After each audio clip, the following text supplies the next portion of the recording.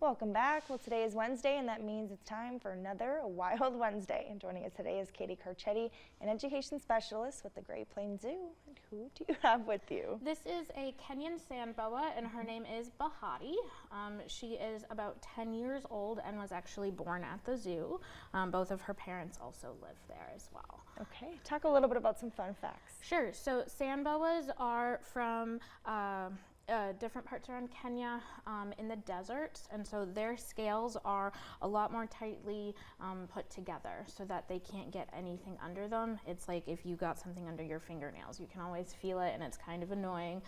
So fine sand and different particles can't get into her scales.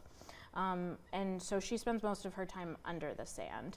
Her eyes and her nose are on the top of her head, so that she can kind of just poke them out and still see and breathe while she's spending her time there, kind of like alligators or crocodiles will in the water.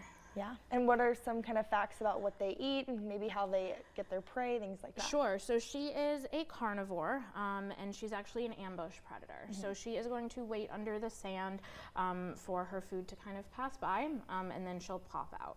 That's about the fastest she moves ever. Normally they are a very reserved slow snake to help camouflage and distract or not bring attention to themselves for predators. They are crepuscular and nocturnal, so awake during the evenings and early mornings as well as at night, and that helps keep their bodies from getting too hot in the daytime. And they're not venomous, right? Nope. So she is a constrictor, so when she does catch onto her prey, she will wrap her body around it, and they have very sensitive sense of touch, and so they can feel the heart rate of the animal that they have, and so they're not going to let go until it's dead. But they have to they're not going to put all of that work in for it just to run away if they open their mouths. And then as far as, you know, things that they do eat, is it pretty small prey? Yeah, or can anything that is about this big of her body or smaller. She can only swallow things that she can eat in one bite.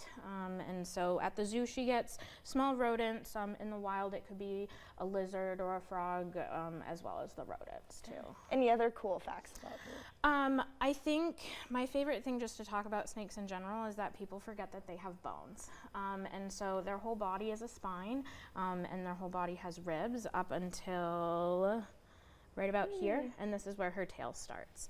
And so it's like having a beaded bracelet or necklace. You can have all of the kind of vertebrae just like the bracelet, but it's still flexible. And she's being pretty active today. Usually she is a little bit slower, but she's just kind of exploring. She might start to dig in my sweatshirt like she digs in the sand and things like that. But I figured I'd bring a warm weather animal because it's been so cold this week, and just thinking of the desert. Well, yes, and my fear of snakes too. It wasn't planned. It's the year of the snake. They always the warn me. Zodiac. Yes, that's okay. You know, So I we were respect them from a distance, which is good to do anyway, maybe. Yep. Tell us a little bit about where you can find her at. Sure. So at the zoo, she lives behind the scenes since she's an ambassador animal, but her mom lives in our prairie cabin building, which is with our red pandas and the bald eagle, and they look very similar. She is hard to see though because she spends most of her time under the sand. So you'll want to look for the tiny little eyes just poking out, and sometimes their tail pokes out as well. Ooh, very interesting. Well, thank you so much for coming in. I'm a little. Are you gonna do it? No, touch. No, yeah, you can if you want to. Okay, You got here we go. this. Yay. Okay. Okay. Yep. Well, let's go to break.